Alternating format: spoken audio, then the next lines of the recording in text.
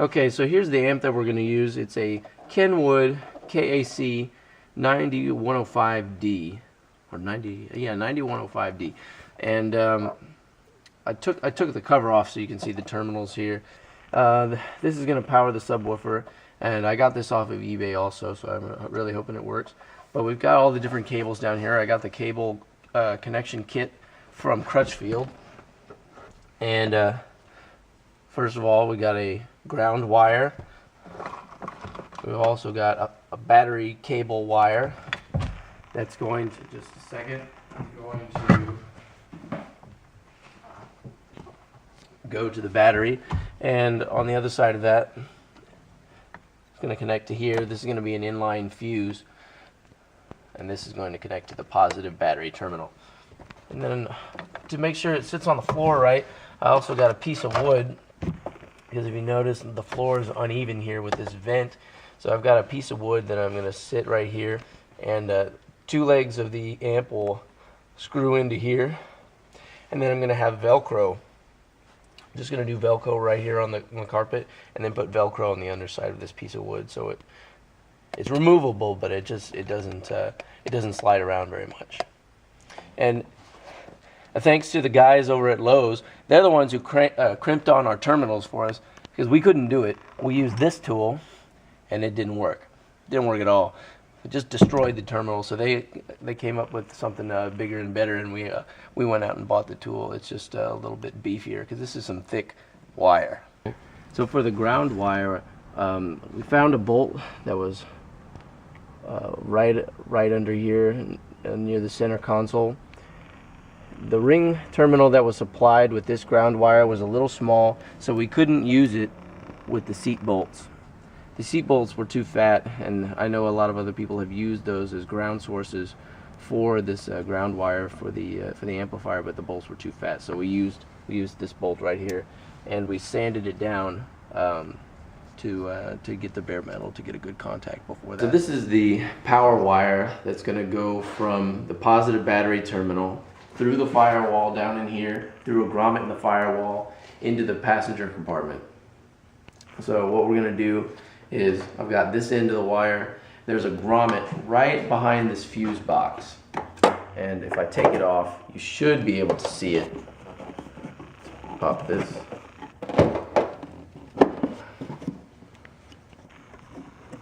Find a little clip on the other side. So that's the fuse box cover. This is also a fuse box, but if you can see back behind here, can you see that? The grommet is right down here, right in here, and I'm going to cut a little hole in it.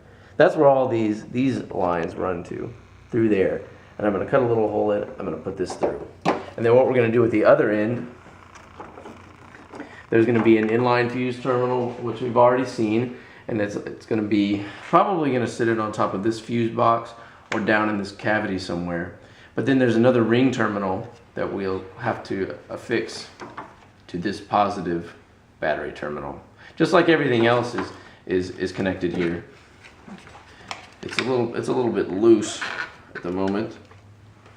Let's take this off for a second. So I can pop this up. I mean, you can see that there's a whole bunch of stuff already connected to the positive battery terminal, and that's exactly what we're going to do with this wire. So that took a really long time. I don't know if you noticed, but it's now daylight. Let me explain what we did here. So what we were going to do is we're going to take this power wire from the positive battery terminal and go through the grommet right below here, but it's really, really hard to get to. And eventually I got through it, but even when I did get through it, I couldn't find it on the other side, and I tried and tried and tried for hours, and I couldn't do it. And that was even after it took a really long time to even get through. So what we eventually did was route the power cable all the way to the other side. And then, so let me explain that. It starts from the positive battery terminal, and if you notice here, the cover, it doesn't really fit on there that good, so I'm gonna have to cut a little hole in the back of here for this wire, but it stays on there right now, but to make it perfect, I'll have to cut a little bit of a hole. And then for this fuse box, for this inline fuse, we screwed it into this fuse box here, And you can still access the fuses if you need to, because we didn't zip tie it until over here, and the other connection is here. So if you need to take this, change these fuses in here, you can still remove this cover and put it off to the side, or you can change the fuse in here. So let me show you. We put looming on the wire here, and it just routes right across the existing wire all the way to the other side of the vehicle, back down behind here, and there's a nice grommet where you can actually get to it on this side and the other side, which is really important. And after doing this one took me like 10 minutes to get through. And I'll show you what it looks like on the inside. So the power wire that I was just talking about snakes from the battery all the way to the other side of the car, through that grommet into the car here. We're gonna get a shot of that under here, but the grommet comes out right here. There's a lot of space right here, so you can actually get to it.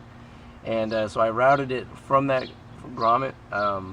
There were some wires under there already, so I zip tied it to those, and I went over the steering column, which is very important. There's some brackets under there that I'll show you where you can route it. And then the power wire goes behind here.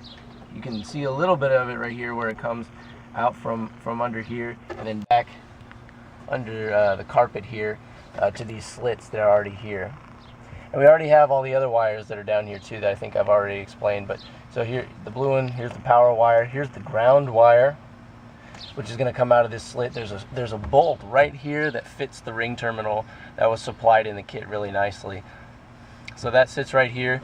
The signal cables and the turn on lead are both coming from deck, and that had to be snaked from here back behind here.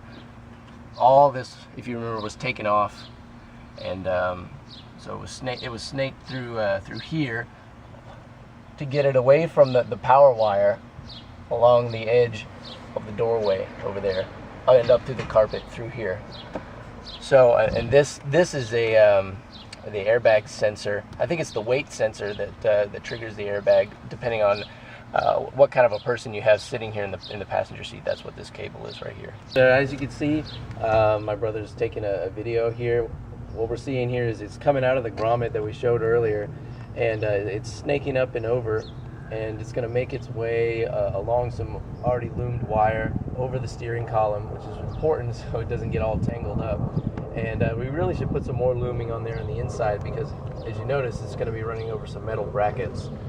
And I recently got some more looming and some zip ties, so I'll replace some of that tape with those things. And so you should be able to follow the blue wire as it snakes back around to the center console. So one more thing is, from the unit back behind here, we've got the iPod cable. You notice there's a piece of the car missing right here still. That's because I need to still Dremel out a little pocket that's going to be right here for the iPhone, but the cable's all ready to go. It just came from the head unit here, and it snaked it through here. That's it.